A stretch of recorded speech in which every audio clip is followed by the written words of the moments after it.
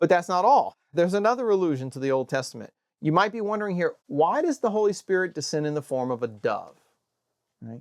This is something that's common again to all four accounts of the baptism, but it is a little unusual. Couldn't the Holy Spirit descend in the form of a pillar of cloud or a pillar of fire or light from heaven? Why a dove? That's a very interesting and unusual thing.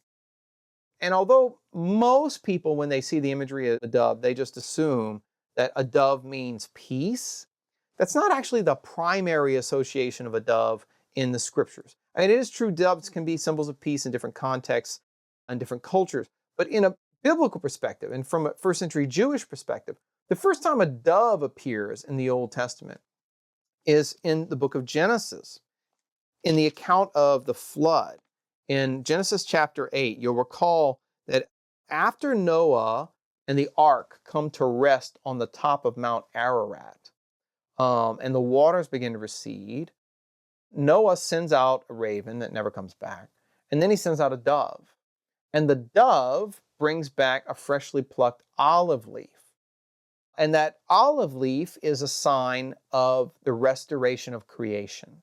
That after the waters of death destroy all human life and wipe all of the sin out of the world, I mean, that's what the flood is sent for in Genesis chapter 6. Human beings have grown so sinful and violent that God sends a flood to cleanse the world of sin, right? And then saves Noah, preserves Noah. After the flood, when the dove comes down from heaven to Noah with the olive branch in its beak, the olive branch is a symbol of the new creation. That creation has been restored. That new life has sprung up out of the waters of death that were the flood. If you fast forward back to the New Testament, what happens here?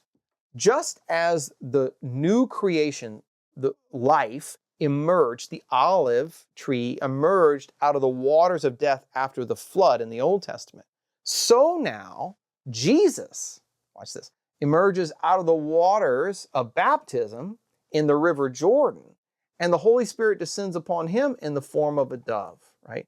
To anoint him with the Spirit. So what does this mean? It means that Jesus isn't just inaugurating a new Exodus that's going to have its final destination in the heavenly kingdom. He's also the beginning of a new creation, right? Which will bring about a new cleansing of the world from sin. And it's going to be through the waters, right, of his baptism, as we'll see, and of our baptism, that sin will be dealt with and that sin will be cleansed. So there are all kinds of images here that are taking place in the baptism of Jesus.